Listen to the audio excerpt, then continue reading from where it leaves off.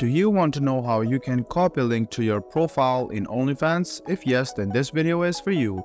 Hello and welcome to Tech Helpline. It's your host back again with yet another interesting tutorial video.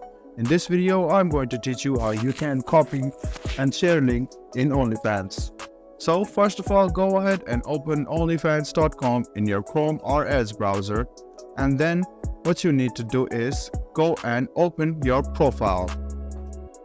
You can see that your profile is here. If you simply go and click my profile, you can see copy link to profile.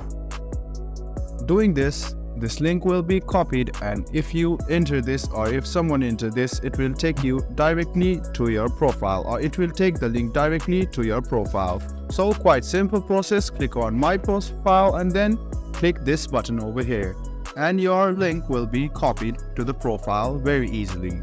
So this was a video on how you can copy your link directly to your profile.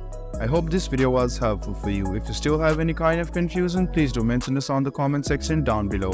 Like the video, subscribe to the channel, and do hit the bell button for more. Hope to see you in the next video as well. Until then, goodbye, take care and enjoy.